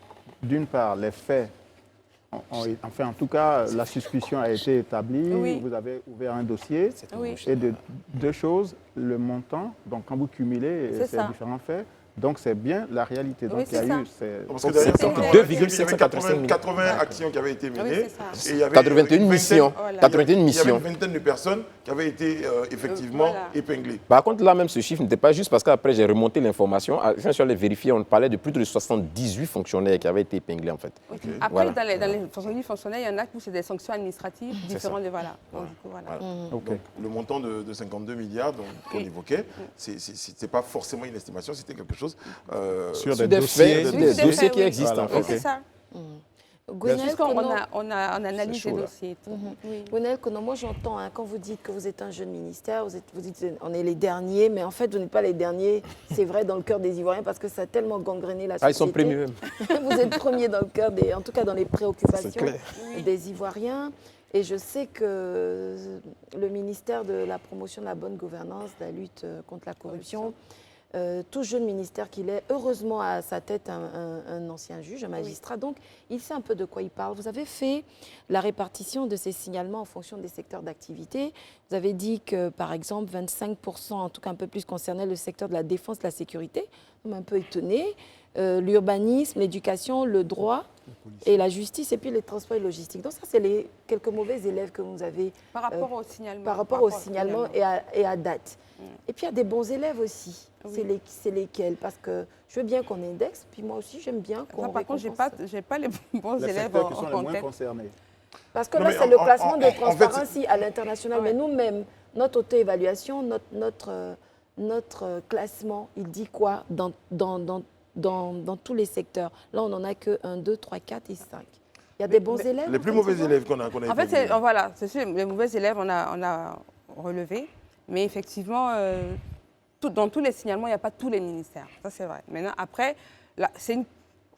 Et pas que les ministères. Hein. Mais il y a un peu... Oui, il n'y a pas Tout que les le monde ministères. participe Tout le à la monde... vie de la nation. Exactement. La population, si je suis en situation de corruption dans un service privé, je vais aller sur Spatia, je vais le faire et tout. Donc, tout le monde est concerné, en fait. Mais par rapport à ce qu'on a reçu, et par rapport aux normes, par rapport au montant et tout, c'est ce qu'on vous a relevé, en fait. En fait, moi, je voulais que vous alliez au bout de votre logique. Si vous décidez de faire un classement, faites-le comme transparency. Mais Ok, est-ce que le d'accord. classement n'est pas fait en fonction des personnes qui dénoncent? Pour dire qu'eux également Alors que reçoivent... ça ne peut pas En fait, c'est être pas le seul forcément un classement, en curseur. fait. Oui. C'est un résultat de quelque chose. En fait, c'est pas forcément un classement. On pourrait l'avoir un jour, Oui, bah, à donc, l'image de transparency. on y Il faudrait que d'accord, on vous y prend le travailliez, point. je pense. Hein. Ok, Mais ce n'est d'accord, pas on parce prend le qu'un point. secteur ne fait pas l'objet des signalements qu'il n'y Qu'il aura pas n'est de pas- corruption. Voilà, c'est ça, c'est ce que Donc, je veux dire. Voilà. euh, Si Spatia est le seul curseur, C'est sur la effectivement. base, voilà, de... Mais c'est pour ça, signalement. qu'il faut, c'est important qu'on souligne que ce n'est pas un classement, ce sont Voilà, les résultats. Parce qu'à Exactement. partir du C'est moment pas où un on présente classement. en termes de classement, Non, ça voilà. Non, c'est pas un classement. Ce On sont n'a les pas- résultats. on n'a C'est dit une que- répartition de signalement. Exactement. On n'a pas dit que c'est le ministère de la Défense qui est le plus corrompu ou quoi que ce soit. Non. C'est en Mais fonction. c'est ce que ça laisse Moi, je suis- sous-entendre. Non, Et justement. ces C'est signalements en concernaient des fonction policiers. C'est ça, des c'est ça. signalements qu'on a C'est reçus. ça. Et en regardant le taux, le pourcentage Bien qui a sûr. été fait, voici ces 4 ministères. Mais ça ne veut pas forcément dire que ce sont les 4 premiers ministères les plus... Il ne faut pas qu'on indexe nos C'est sur la collègues. base C'est de, bien c'est sur la cela, base c'est des bien cela qui dénonciations. Voilà, c'est ça. m'inquiète. Parce que Alors, voilà, il c'est faut- ça. Maintenant qu'on sait tout ça, comment on règle ces problèmes-là De contre- Spatia contre ou la, de... Non, contre la corruption. Mais justement, contre, il faut qu'on voilà. change, nous tous, nos comportements. Justement, il faut qu'on change nos habitudes. Ce n'est pas que la classe dirigeante, nous tous, au quotidien. C'est pour ça qu'on a axé notre approche sur la sensibilisation. Parce que, comme je vous dis, on sensibilise sur l'éthique, sur la déontologie, l'éthique au travail. En tant que salarié, j'ai un comportement à adopter. De savoir que, par exemple, un usager vient, je lui demande de l'argent, ce n'est pas éthique en fait, parce que je suis là, je travaille pour le service public en fait. Et Donc, s'il m'en donne, je ne prends pas. exactement. Il faut pouvoir en fait à un moment dire non en fait. Est-ce que vous avez la capacité, ou bien est-ce que vous avez le mandat, le pouvoir de vous autosaisir devant une situation qui semble faire plus ou moins là-haut, là, dans la société? Je prends un exemple. Oui. Il y a quelques jours de cela, sur la toile, on a vu des informations, notamment sur des faits d'actes qui seraient, en tout cas, entre griffes, passibles d'actes de corruption, que ce soit au niveau du FAI ou que ce soit au niveau de l'RTCI. Est-ce que vous avez un mandat de vous auto-saisir de tels dossiers et puis chercher à savoir ce qu'il en est? En fait, si le dossier nous revient, parce qu'aussi, il faut qu'on soit clair. Non, pas qu'il vous revient, est-ce que vous avez la possibilité? Okay. Oui, Mais madame, on a la donne le possibilité détail. de le faire via Spatia. Mais par contre, il faut qu'on soit clair. Tout ce qui se passe sur les réseaux sociaux ne sont pas, c'est pas forcément la vérité. Donc, Non, du coup, ça, je suis d'accord avec vous. Donc, du coup, il faut effectivement S'assurer que les faits sont s'assurer que avérés. effectivement les choses sont Faire réelles, le tri, faire le tri en fait des prendre du informations recul. pour ne pas mettre jeter quelqu'un en pâture et puis ternir sa réputation. C'est pour ça même que par rapport à Spatia, comme on le dit, c'est une plateforme de signalement, c'est pas une plateforme de délation. La délation et le signalement, c'est différent. La délation, ça part avec un mauvais esprit. Le signalement, effectivement, il y a un fait. Par exemple, moi, je suis en train de mettre en danger le service public. Mon collègue, il le voit, il va le dénoncer. Je suis dans un établissement bancaire, je fais de la fraude, mon collègue, il le voit, il va le dénoncer. C'est normal. Et sauf qu'après la Mais il peut y avoir un dénonciation, il y a lanceur aussi Mais la vérification. Exactement, C'est ce que c'est je ça, dis. c'est ce qu'on dit. Il y a une vérification. C'est pour ça, justement, on est en train de travailler sur la loi des lanceurs d'alerte pour protéger la personne qui va sortir. des informations. Exactement, c'est ça. Donc, C'est ce que je demande, à part ceux qui lancent la lettre, est-ce que vous pouvez vous auto-saisir sur une situation? Je veux savoir. En fait. C'est possible, oui. En lisant dans En la fait, presse, voilà des sur Spatia, donc informations. quand on va aller sur Spatia, on va faire le... Mais Élisée, en même temps, moi je retourne la question, mais s'il y a Mais bien le procureur de la quelqu'un qui République doit Voilà, s'auto-saisir, c'est donc ça. c'est le rôle, C'est la justice. c'est la justice en même temps. Donc, Nous, on n'a pas le pouvoir de police judiciaire, mais effectivement, s'il y a une situation qu'on peut éventuellement, quelqu'un le signale même sur Spatia, parce que tout le monde a accès aux réseaux sociaux. Donc, du coup, si j'ai une information, moi, sur les réseaux sociaux qui me dérange, je vais aller sur Spatia et je vais Et remplir. là, en l'occurrence, ils le vont fait prendre. qu'Élisée a dénoncé, est-ce que déjà... Est-ce que les gens ça a été On dénoncé sur Spatia? Ou c'est fait particulièrement? Donc, ça, je vais vérifier et puis je pourrai vous le Alors, confirmer. sur les cas dont on a parlé tout à l'heure et qui ont fait l'objet d'évaluation, est-ce qu'il y a eu une suite judiciaire Sur les dossiers, c'est sûr, En pourcentage, quelle suite judiciaire sont j'ai pas le données? pourcentage en tête, mais ce qui est sûr, effectivement, qu'on est en phase de cas avérés, si par exemple il fait une mesure administrative ou disciplinaire, le ministère concerné est saisi, le dossier est transmis. Et nous, au niveau du ministère, on a l'inspection générale qui va vérifier que cette mesure, cette sanction a été vraiment appliquée en fait. Voilà. L'administration fonctionne. Nous sommes en Exactement. 2023. Oui. Qu'est-ce que vous prévoyez pour les tout prochains jours? Plein les de prochaines choses. semaines. On a D'accord. plein de On va dérouler projets. quelques points. On vous a reçu. Donc déjà là, on veut mettre en place et créer l'académie de leadership pour permettre de former les fonctionnaires, les salariés sur la bonne gouvernance, sur la lutte contre la corruption, comme je disais, sur l'éthique. Parce que si on n'a pas d'éthique au travail, ça a posé problème. Donc du coup, c'est ça en fait. On a besoin, par exemple, moi je suis médecin, un patient il arrive, je dois le soigner. Ça fait partie de mon code, enfin, du serment que j'ai prêté. Voilà, c'est ça. Donc du coup, on est en train de travailler sur la création de l'académie, toujours finaliser le plan national de formation. Et aussi là, on va mettre en place une enquête nationale sur la perception de la corruption pour avoir l'avis des Ivoiriens. Et à partir de là, on va peut-être revoir ou affiner encore plus nos procédures ou notre stratégie qu'on veut mettre en place. Et voilà, au niveau, l'enquête va porter sur les entreprises et va porter sur les ménages.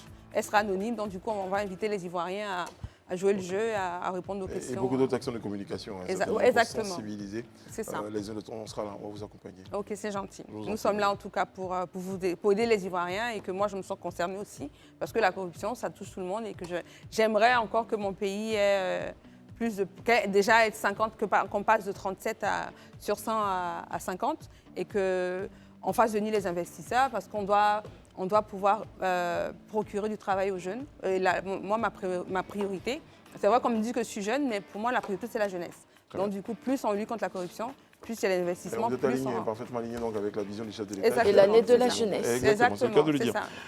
Laetitia Gonaël Conan, je rappelle, vous êtes directrice de la lutte contre la corruption, ministère de la promotion de la bonne gouvernance et de la lutte contre la corruption. Merci d'avoir été sur notre plateau. Merci, c'est moi qui vous remercie. Des éléments d'éclairage aux uns et aux autres. Parce qu'il y a eu un grand débat ici concernant les choses. C'était de la cosmétique, c'était pas de la Non, cosmétique. c'est pas de la c'était des cosmétique. Là, on Ben y voilà, travaille. donc Et on puis, était, voilà. moi, si j'ai accepté le poste, c'est que j'y crois vraiment. Et que Très, je pense très, qu'avec le ministre, on va faire des belles choses. Très très bien. Merci. On va marquer une pause. Et Ok. merci d'être passé sur notre Merci plateau. On vous souhaite un bon début de week-end. Merci C'est que à vous vous. travaillez même le week-end. donc, Oui, oui. c'est le cas de le dire. À tout de suite. Merci beaucoup. Nous sommes de retour sur le plateau du Grand Talk. Élisée Boulugbo est présent et tous les jeudis, il nous fait sa chronique sur la vie de la nation. Bonsoir Élysée. Bonsoir Brice. La vie de la nation, Élysée Boloube. Mais vous m'avez promis un jingle qui n'est jamais arrivé, qui n'arrivera pas Il jusque-là. viendra. Ben, je sais Gardez la foi. Je sais qu'il y en est responsable. C'est un peu comme la prophétie. On dit que si elle tarde, Il faut attendre parce qu'elle s'accomplira sûrement. Certainement. C'est ça. Voilà. Ok, dans le cadre de la vie de la nation, aujourd'hui, nous allons parler d'un projet qui a été lancé par le ministère de l'Enseignement technique, de la formation professionnelle et de l'apprentissage, en collaboration avec deux entreprises, notamment Palmsy, une filiale du groupe SIFCA, et puis UTEXI, dans le cadre de l'insertion socio-professionnelle de 4000 jeunes. Une convention donc, a été signée entre ce ministère et ces deux entreprises pour permettre à 4000 jeunes d'intégrer les différentes structures. Déjà, il faut dire que ces 4000 jeunes sont des pensionnaires du programme École de la deuxième chance et l'Académie des talents.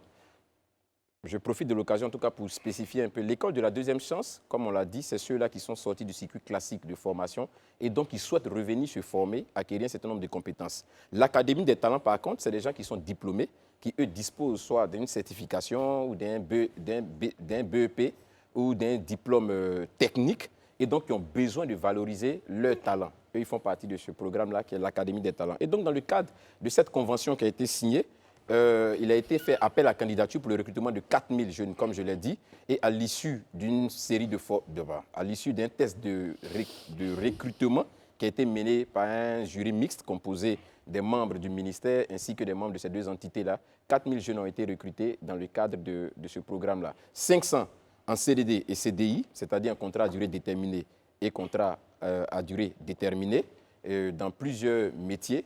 Et les 3900 et quelques, disons, les 3900, parce que c'est un peu plus de 4000, les 3600 et quelques ont été recrutés.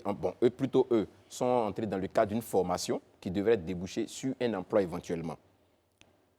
Je ne sais pas si je me fais suivre. Les 500, c'est dans le cadre de l'Académie des talents, c'est-à-dire c'est des gens qui sont déjà diplômés. En emploi direct. Et voilà, donc ils rentrent dans l'emploi direct, c'est-à-dire un contrat de durée déterminée ou indéterminée. Mais les 3000 et quelques autres, eux, ils rentrent dans le cadre de se former davantage, donc dans le cadre de l'école de la deuxième chance, et donc qui pourrait aboutir éventuellement sur un emploi. C'est un programme qui est important dans la mesure où il permet, dans un premier temps quand même, d'équiper ou du moins d'étoffer l'effectif de ces entreprises-là et donc de donner du travail déjà à ces jeunes-là qui leur permet d'être insérés. Je crois que c'est un programme qui avait été fait aussi à l'époque avec le ministère de la promotion de la jeunesse, de l'emploi jeune et du service civique, où il avait été question dans un temps de la grande distribution. C'était ce ministère et le ministère de la promotion de la jeunesse qui avaient effectivement fait ce programme-là. Et aujourd'hui, c'est avec ces deux entités-là. C'est une bonne chose parce que ça permet quand même de former des jeunes dans le domaine notamment de la couture, dans le domaine du dessin industriel. Il y a plusieurs branches. Il y a 25 métiers. Pour les 500 qui ont été employés directement, il y a 25 métiers. Et pour les 3000 et quelques qui seront éventuellement employés au terme de leur formation, bien évidemment, si cette formation est concluante, ils seront également aussi formés dans plusieurs autres métiers. Très bien. Le programme a l'avantage, c'est vrai pour la première phase, a été fait à Abidjan, mais pour les semaines à venir, il est prévu que ce programme-là soit étendu à l'intérieur du pays et des recrutements se feront sur place à l'intérieur du pays pour effectivement donner l'opportunité aussi à ces jeunes gens-là qui sont à l'intérieur du pays de bénéficier de ce programme-là qui met au cœur de l'action gouvernementale pour 2023, la jeunesse. Donc voici ce dont j'ai voulu parler ce soir. On dit encore félicitations à ces 4000 jeunes qui ont été intégrés dans ce programme-là et encourager les autres jeunes à pouvoir suivre ce chemin-là parce qu'effectivement, il y a la possibilité de repartir se former, mais ensuite la possibilité de se donner un avenir en intégrant ces différents programmes. Merci Élysée. Merci. En tout cas, pour ceux qui se posaient des questions sur les débouchés de cette école de la deuxième chance, on commence à voir un tout petit peu les choses se dessiner. C'est une très très bonne nouvelle, surtout pour ces plus de 4000 jeunes qui ont ces opportunités-là et on va les encourager. Merci. On va évoquer... Comment il disait? Non, je voulais dire que c'est juste l'occasion en tout cas de saluer M. Thio David, le directeur de l'apprentissage, qui est vraiment avec son équipe au cœur de ce programme. Alors, vous, Élysée, oui. Bon, je crois que je m'arrête, je ne vais pas faire de commentaires. Mieux vaut pour nous tous. Très bien. Alors, je me tourne vers vous. dans notre grand débat, il est question aujourd'hui des propos du pape François, eh bien, qui dénonce comme ça frontalement donc l'exploitation au Congo et en Afrique.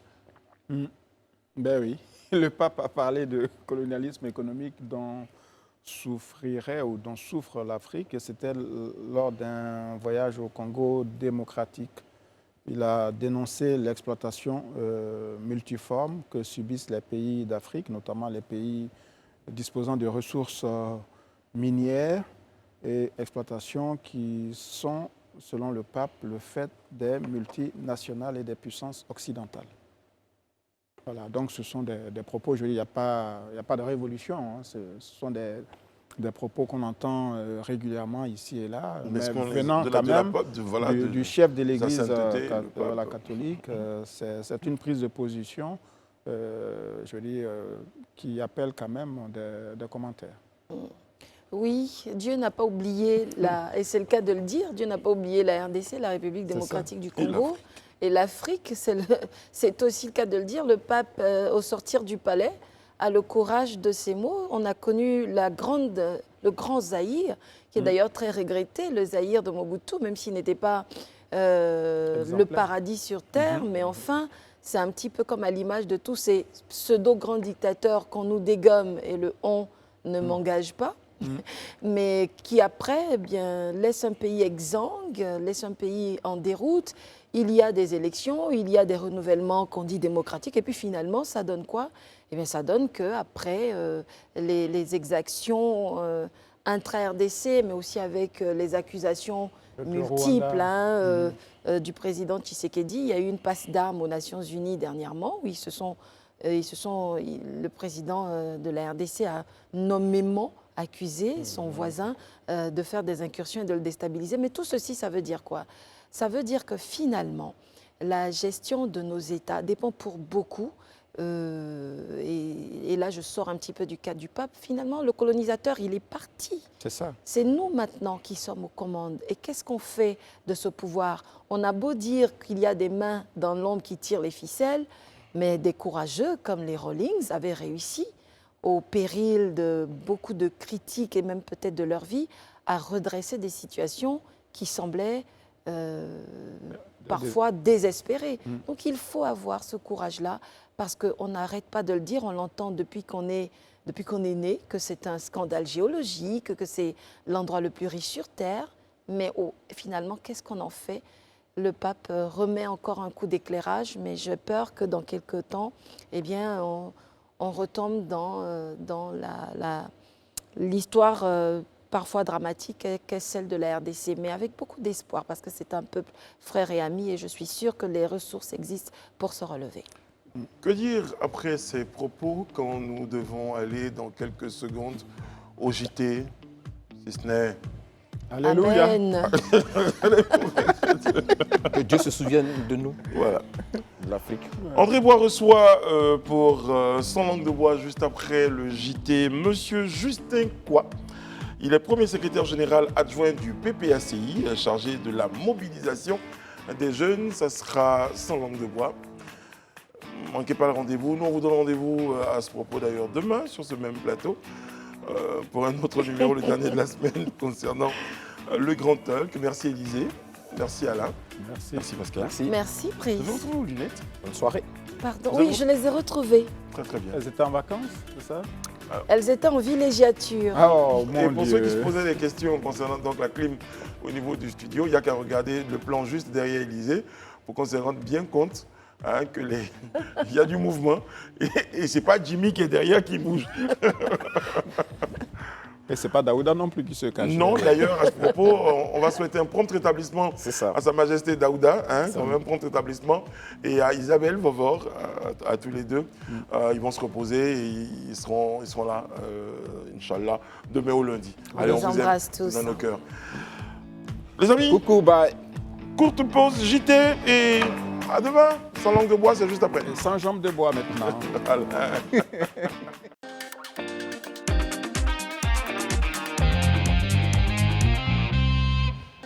Mesdames, Messieurs, bonsoir. Bienvenue à votre rendez-vous favori donc de rencontres sans filtre, d'échanges à bâton rompu entre moi-même, André Bois, et bien sûr mes invités qui sont soit des politiques, des acteurs économiques, des acteurs sociaux et des personnes qui représentent la Côte d'Ivoire, qui sont la Côte d'Ivoire d'aujourd'hui.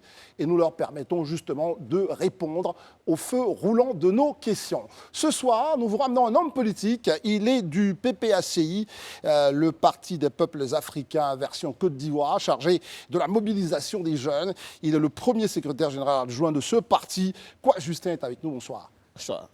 Quoi, Justin, pourquoi vous ne voulez pas demander pardon aux Ivoiriens alors que vous avez, d'une certaine façon, votre responsabilité dans ce qu'ils ont vécu durant ces 20 dernières années? On n'a pas demandé pardon aux Ivoiriens. Pourquoi? Le président Laurent Gbagbo était au travail Oui. en 2002 quand une rébellion s'est déclenchée dans le Nord. Cette rébellion a ravagé une bonne partie du territoire ivoirien, a assassiné, a endeuillé et fait couler le sang sur l'étendue du territoire ivoirien. C'est bien beau, on répète Cette tout ça. rébellion-là Oui. est responsable Oui. des actes Oui. d'atrocité commis en Côte d'Ivoire. Oui. Il est bon que cette rébellion et tous ceux qui ont commandité cette rébellion reconnaissent les torts Très bien. et demandent pardon aux Ivoiriens. Très bien.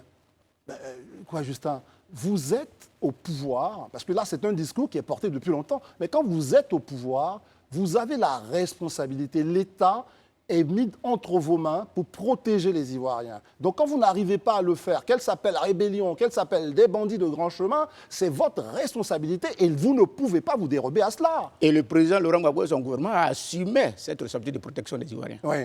On l'assumait. Il l'a assumé tellement bien Oui. qu'ils ont pris toutes les dispositions pour que les Ivoiriens soient en paix et tranquilles. Mais quand une rébellion Oui. commanditée par des gens tapis dans l'ombre, Ne me sortez armés pas ce jeu. par Non, des non. gens tapis dans l'ombre, Quoi, Justin, agresse un permettez-moi. pays, Oui, oui. tous les Ivoiriens, Ouais. quels qu'ils soient, Ouais. devraient faire bloc derrière le gouvernement de Gbagbo Ouais. Laurent pour booster hors de péril cette Ça, rébellion. je le comprends, je pourrais même être d'accord avec vous. Mais il n'en demeure pas moins, il faut qu'on parte là-dessus. Est-ce que vous et moi, on peut s'entendre là-dessus pour lancer cette émission?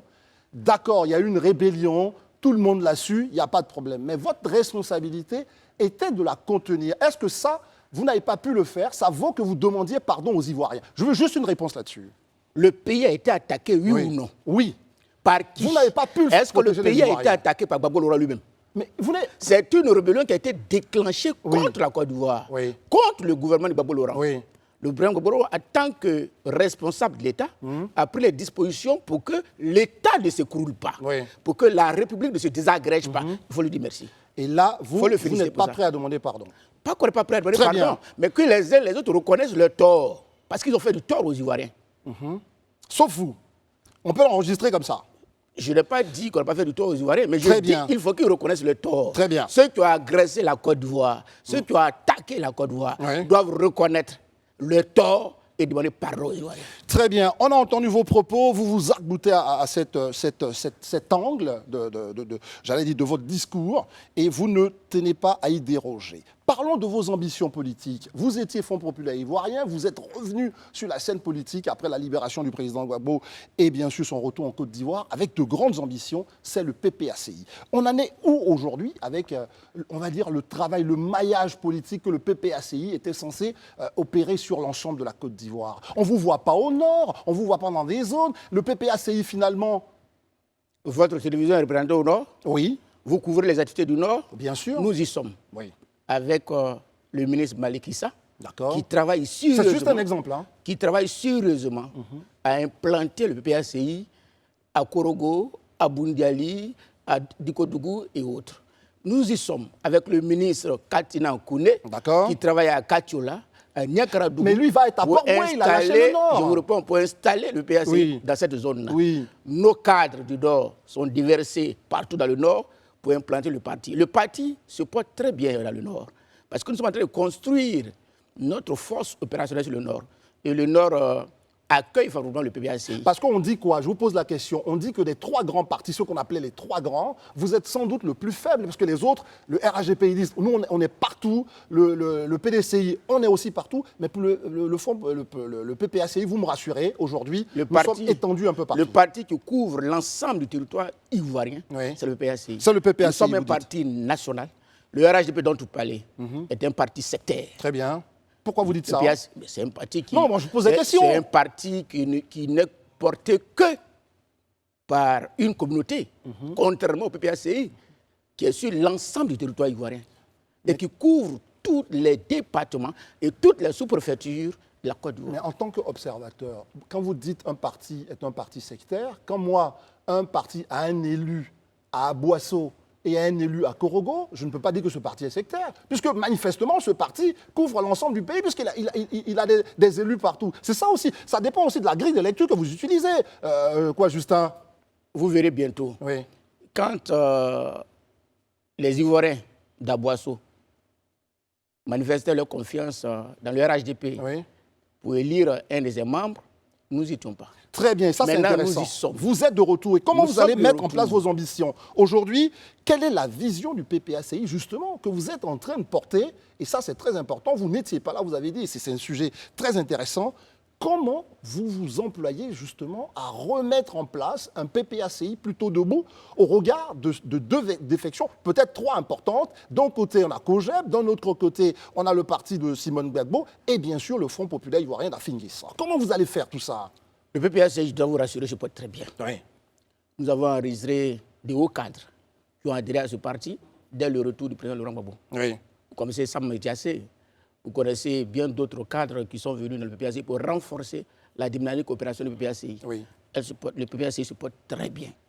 Sur la base de ces cadres qui sont là, très bien. Très bien. Maintenant, le président Gbagbo Laurent a donné instruction que nous nous attelions à son implantation. Nous avons identifié toutes les sous-préfectures que compte la Côte d'Ivoire et nous avons des fédéraux qui travaillent à l'implantation du PPACI dans ces départements, dans ces sous-préfectures. Au plan opérationnel, nous sommes une force qui compte. Et à l'occasion de ces élections qui arrivent, vous verrez les résultats vous-même. Ça va être un texte de grandeur nature pour le PPACI. Nous en sommes conscients. Du coup, on se demande bien, quel va être votre discours? C'est quoi votre problème pour la société? Nous, à l'époque, rappelez-vous, on connaît le président Gbagbo comme l'un des pères, si vous voulez, le père de la démocratie aujourd'hui. Ça va être quoi son discours? C'est quoi ce que le PPACI apporte justement de différent? Je ne vais même pas demander son programme de société, il est sans doute socialiste, on est d'accord. Mais ça va être quoi justement de différent que vous allez proposer au regard de l'offre politique? On a bien sûr beaucoup de partis de gauche. Quel va être finalement? Ce sera juste la personne de Gbagbo? Non, le président apporte un projet. Oui. Le PPACI lui-même est un programme, un grand programme. Maintenant, les Ivoiriens, ils vont voir leurs conditions actuelles de vie. Oui. Et puis ils vont voir l'offre que le PPACI va leur proposer. Actuellement, que vivent les Ivoiriens? À la hausse du carburant, à la hausse des denrées alimentaires, tout a augmenté. Les Ivoiriens vivent dans une certaine misère, dans une petite paupérisation, alors qu'on nous dit que la croissance a augmenté, mais les Ivoiriens ne vivent pas cette croissance, elle ne profite pas aux Ivoiriens, mais plutôt aux multinationales. Les Ivoiriens apprécieront. Et le PPACI vient pour que les Ivoiriens retrouvent leur dignité.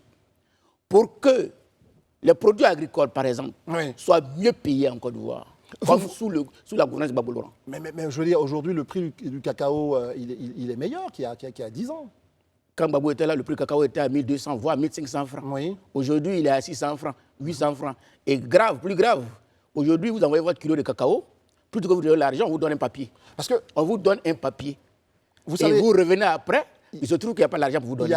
Or, sous la gouvernance de Gbagbo, je termine, sous la gouvernance de Gbagbo, vous donnez votre cacao, ça coûte 1200, 1500 francs, on vous remet votre argent. Immédiatement. On vous paye immédiatement. Il y a quelques la différence. jours. Et avec cet argent, les Ivoiriens organisaient leur vécu, ils organisaient leur vie. J'étais heureux. Le planteur de cacao d'Issia, Doumé, un peu partout, il n'enviait aucun fonctionnaire. Mais aujourd'hui, la pauvreté loge dans les familles ivoiriennes. Oui. Alors qu'on nous chante une croissance à 2 chiffres. On vous chante, vous dites, mais quand même, vous n'allez pas me faire croire ou faire croire à nos concitoyens qui nous regardent que les Ivoiriens vivaient mieux hier qu'aujourd'hui. Quoi, Justin? Mais vous le savez vous-même. Non, je vais vous poser vous le savez vous-même. Non, moi, j'en sais rien. Vous allez le démontrer à nos concitoyens. Vous n'allez pas... C'est la question que je vous pose, que les Ivoiriens vivent moins bien aujourd'hui qu'hier, sachant qu'il y a des points de croissance. On nous dit que la pauvreté a baissé. On augmente le salaire des fonctionnaires. On augmente le SMIC. Donc, à un moment, quelle est votre appréciation de la réalité? Est-ce que le SMIC augmenté a amélioré la condition de vie des Ivoiriens? Non. Sortez de votre télévision, sortez de Cocody, sortez d'Abidjan, Allez-y au nord. Vous verrez les parents. Au nord, le SMIC n'y est pas appliqué. Vous verrez le SMIC. Parce qu'à un moment... Le SMIC, Oui. c'est pour qui? Oui. Ça améliore la condition de vie de qui? Les Ivoiriens sont dans la pauvreté au nord. Quand je me promène, je prends ma voiture, que je vais de département à département, je vois des parents en train de pleurer. Ils pleurent de quoi? De faim. Ils n'arrivent pas à manger. Leurs produits sont mal payés. Tout est cher sur le marché. Ils n'arrivent pas à scolaire leurs enfants. Ce n'est pas caricatural ce que vous faites, votre façon de faire la politique. C'est ce que vivent les Ivoiriens. Non, il faut que je vous pose la question très bien. Le Moi, RGP a réussi quelque chose. Non, laisse-moi le RGP. Moi, je suis un observateur, je vais vous poser juste Donc, la question. le régime a réussi. Est-ce qu'à un certain moment, quoi, Justin, vous pouvez dire des choses marchent et il y en a qui marchent moins bien et nous allons les améliorer? Parce que si vous êtes dans un tableau tout à fait noir, il y a un problème. Non. Ne caricaturez pas comme ça. J'ai vu qu'il y a un troisième pont. Oui. C'est à leur actif. Par exemple. C'est à leur actif. J'ai vu qu'il y a des échangeurs qui se construisent. C'est à leur actif. Mais je dis, les Ivoiriens sont dans la faim, dans la misère. La population a gagné l'ensemble du territoire. Et c'est une réalité. C'est une réalité. Tout a augmenté sur le marché. Alors, tout a augmenté sur le marché. Ils vivent de quoi? On vit de tomates, on vit de riz, on vit d'huile, on vit de cumagie. Tout a augmenté. Quelle peut être la proposition là, tout de suite? Donc, par exemple, pour vous, la vie chère. Là, nous sommes dans l'actualité, quoi, Justin? Le gouvernement vient de nous dire le carburant augmente. Quelle aurait pu être la proposition du PPAC? Le gouvernement doit réduire son train de vie. Par exemple? Le gouvernement doit réduire son train de vie. C'est important pour penser aux pauvres qui sont dans les campagnes. Le gouvernement doit renoncer à certains avantages pour penser aux pauvres qui sont dans les campements, dans les villages. Ouais. Le gouvernement doit plus subventionner des produits de première nécessité pour que son peuple vive que de s'embourgeoiser lui-même. Mais il y a des prix qui sont subventionnés, etc. C'est déjà une bonne chose ou pas? C'est insuffisant. Le carburant vient d'augmenter. C'est insuffisant. Vous dites c'est insuffisant. Je prends cette transition-là pour dire c'est à peu près ce que vous pourriez faire en matière justement de lutte contre la vie chère et pour faire avancer la société. On va revenir à la politique. Vous étiez en train de parler de ce que vous allez faire dans pas longtemps, c'est-à-dire les joutes électorales. Et là, il a fallu les préparer. L'enrôlement, le PPACI, et surtout que vous êtes là pour la mobilisation des jeunes dans ce parti. Comment vous avez appréhendé tout ça? Et aujourd'hui, quel a été votre apport? Parce qu'avant, il y a eu la politique de la chaise vide. Comment vous vous y êtes pris pour mobiliser le maximum de nos concitoyens sur les listes électorales et qui pourraient éventuellement voter en votre faveur? Le président Gbagbo Laurent a donné instruction à tous les cadres, au parti lui-même, de s'investir dans cette opération de révision de la liste électorale. Le secrétaire général a formé des équipes qui ont couvert l'ensemble du territoire, qui ont veillé à ce que cette mission recommandée par le président soit effectivement réalisée. Et donc, nous avons participé effectivement et efficacement à l'enrôlement. Nous avons contribué à faire enrôler les nouveaux majeurs et ceux qui devraient y être, mais qui ne sont pas sur la liste également. Donc, c'est une opération à laquelle nous avons pris part. Vous avez pris part. Et donc, il n'y a pas de crainte, parce que ça transcende justement votre seule obédience politique, il n'y a pas de crainte que les acteurs politiques ivoiriens, comme ils nous ont habitués très souvent, nous disent, écoutez, la liste électorale nous pose problème, il y a des conditions électorales qui posent problème. Là, aujourd'hui, est-ce que vous êtes engagé dans une voie où on va vers des élections apaisées? Faire enrôler des nouveaux majeurs, ou ceux qui n'étaient pas sur la liste, ne garantit pas la fiabilité de la liste électorale. Alors, dites-nous. La liste électorale, on a besoin, ensemble, de voir comment on va extirper les morts qui y sont. Parce qu'il y a encore des morts qui sont inscrits. Comment on va extirper les étrangers qui y sont. Des gens qui n'ont pas de droit, mais qui y sont. C'est truffé. Mais ça, c'est le travail de la CEI, vous le faites au jour le jour. N'attendez pas à quelques jours de l'élection de créer la tension. La CEI doit faire ce travail en intelligence avec tous les acteurs concernés, y compris même la société civile, pour que tout le monde soit d'accord, pour qu'on ait une liste électorale consensuelle. Pour qu'on ait une liste consensuelle, la CEI doit associer les partis politiques, la société civile, les Ivoiriens lambda qui sont intéressés à la question, pour qu'on puisse ensemble travailler à rendre notre liste électorale fiable et consensuelle. Cette liste électorale fiable doit contenir un nom que vous attendez. On ne sait pas. Nous sommes tous dans l'expectative. Ce nom sera-t-il sur la liste électorale? Laurent Gbagbo. Aujourd'hui, quel est votre point là-dessus, PPACI? Est-il citoyen, oui ou non? Gbagbo Laurent est-il citoyen, oui ou non? Oui, il est citoyen. En tant que citoyen, il a le droit d'avoir son nom sur la liste électorale. Son nom y est. Et si par Non, on ne raisonne pas par ici. Vous ne raisonnez pas par ici. Donc, vous avez compris mon point sur cette éventualité. Et sur la liste électorale, c'est suffisant pour nous. Très bien, ça c'est le point de la liste électorale. Vous avez donc participé à enrôler un maximum d'Ivoiriens, mais on se pose la question, mais finalement le PPACI, est-ce qu'ils ont enrôlé beaucoup de militants? Et ça c'est très important parce que le nez de la guerre, pour être dans les bureaux, etc., sur l'ensemble du pays, quand même, c'est énormément de bureaux. On parle de plus de 20 000 bureaux. Le PPACI doit avoir des militants. Vous en êtes où sur cette conquête des militants? On a enrôlé au-delà de nos militants pour enrôler les Ivoiriens. Mais les Ivoiriens sont désabusés, ils ne font plus de la politique comme avant, vous les avez déçus. Comment vous faites pour les convaincre aujourd'hui à revenir dans ce combat militant? C'est vous oui. qui créez le désamour entre les Ivoiriens. Nous, les observateurs, la presse. Vous les journalistes, vous n'allez pas mettre la faute sur les journalistes. Vous qui inventez les buzz pour détruire les Ivoiriens des réels problèmes de la société. Oui. Vous qui, à chaque occasion, créez de nouveaux buzz. À chaque occasion, inventez des buzz pour que le regard des Ivoiriens soit détourné de leur quotidien amer pour se contenter de rire et de voir c'est vous qui désorientez les Ivoiriens. Les Ivoiriens sont conscients qu'ils ont un pays, ils aspirent à vivre en démocratie sous le règne des lois.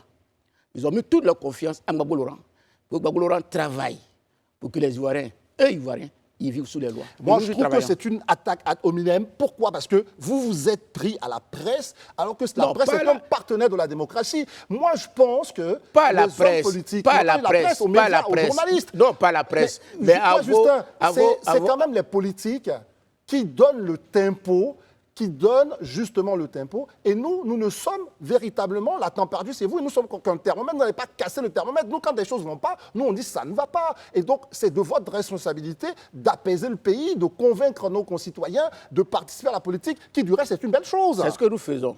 Je dis, il faut réduire au maximum les buzz et on ne va pas se comprendre. Remettre les Ivoiriens face à leur réalité. On ne va pas se comprendre. Pourquoi on ne va pas se comprendre? Parce que vous voulez résumer le travail de la presse et des médias au buzz. C'est éduquer, divertir, informer. Est-ce qu'aujourd'hui, vous, Justin, vous êtes gêné dans votre travail politique? La preuve, vous êtes ici, vous n'êtes pas gêné par la lucarne, par les offres que font la presse pour vous, que font les médias? Ne créons pas d'amalgame. Très bien. La presse accompagne la construction de la démocratie dans notre pays. Très bien. Les journalistes accompagnent cette idée de faire vivre les Ivoiriens sous des lois. Vous comprenez un peu? Oui. Donc la presse, on n'a pas à jeter des pierres à la presse. Très bien. J'allais dire, on va se faire une franche poignée de main pour se féliciter là-dessus. Nous avons un point d'accord. Nous disons que les Ivoiriens vivent des réalités difficiles. Aujourd'hui, la vie est devenue très chère. D'autres Ivoiriens, d'autres étudiants ne pouvant plus supporter le présent et ne voyant rien comme perspective d'avenir, prennent les raccourcis, le suicide. Attention, attendez les conclusions d'enquête. C'est ça aussi le problème des hommes politiques. Prennent les raccourcis, le suicide. Comment on fait pour sauver cette jeunesse désorientée? Comment on fait pour sauver cette jeunesse déprimée, découragée de la vie? Parce que le régime RHDP ne nous offre rien de concret. C'est quoi vos propositions? Vous parlez d'étudiants désabusés, ça je l'accorde, mais on ne sait pas s'ils se sont suicidés, attendons les enquêtes. Mais face à nos concitoyens, à nos jeunes, et justement vous êtes leur porte-parole à travers votre parti, qui sont désabusés, quel est votre regard, vous, justement, sur ce qui se passe? On va rentrer de plein pied dans l'actualité. Comment vous réagissez à tout ça et quelles pourraient être les recettes du PPACI pour permettre à ces étudiants-là d'être un peu mieux dans leur tête? Il faut construire une société des valeurs. Oui. Une société des valeurs. Et le PPACI s'attelle à cela. Construire une société des valeurs pour qu'on ait des repères, et que les jeunes aient des repères. Que les jeunes ne fassent pas le culte du vice, mais plutôt le culte de l'effort, du travail bien fait. Que les jeunes ne s'adonnent pas à l'interdit, à ce qui peut gâcher leur vie, mais plutôt qu'ils s'attellent à fournir des efforts dans le travail qu'ils font, dans les études qu'ils font. Et que le régime puisse les accompagner dans la réalisation de leurs rêves. Les jeunes ont besoin de s'affirmer, ils ont besoin de se construire, ils ont besoin de s'investir pour demain. Mais ils n'ont pas de perspective. Le PPACI vient comme une solution pour leur offrir des perspectives. Très bien. Là, le gouvernement, à travers un conseil des ministres, seulement hier dit, nous allons mettre en place des cellules d'accompagnement psychologique, etc. Vous, ça vous parle ou pas? Tu sais, avec ce régime-là, je suis beaucoup méfiant. Vous êtes méfiant. Et je vais vous donner un exemple. Mais la confiance entre les acteurs politiques, je vais vous donner un exemple. Oui. C'est pas moi qui le dis. On était à Daloa en 2012-2013. le ministre Touré Mamadou est allé, il a distribué des chèques, demandant aux jeunes qu'il allait les aider à s'autofinancer, à financer leurs activités. Quand il est parti, devant les caméras, ils ont pris les chèques, mais quand il est parti, les jeunes ont pris ces chèques pour aller dans les différentes banques. Les banques étaient fermées. Les banques ont dit que ces chèques-là étaient sans valeur.